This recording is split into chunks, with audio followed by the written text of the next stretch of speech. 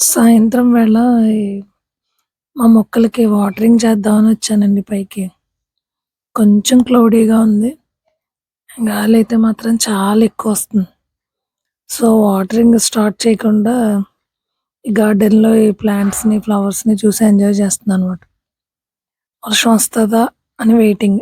కానీ ఇప్పుడు వర్షం రాదని డిసైడ్ అయిపోయాను నేను. సో, ఇలా ఎంజాయ్ చేస్తున్నాననమాట. చాలా పెద్ద గాలి. చూస్తుండగానే అలా వర్షం స్టార్ట్ అయిపోయిందండి. చిన్నగా స్టార్ట్ అయింది అలా పెద్దదయిపోయింది. వాటరింగ్ చేయకుండానే ఇలా రెయిన్ వచ్చేసింది.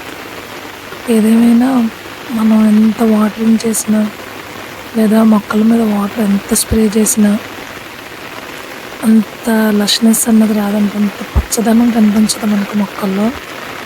కానీ వర్షం వస్తే మాత్రం ఆ రెయిన్ వాటర్ చూడండి ఎంత ఫ్రెష్‌గా ఉన్నాయో. గార్డెన్‌లో అన్ని మొక్కలు ఎంజాయ్ చేస్తున్నాయి రెయిన్‌ని. సో, సాఫ్ట్ వాటర్ అని అంటారు కదండీ రెయిన్‌ని. ఎందుకంటే కెమికల్స్ ఏమీ లేని వాటర్.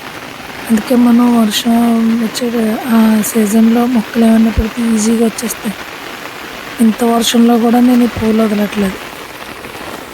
స్మెల్ అంతలా వచ్చేస్తున్నాయి సింహాచలం సంపంగి.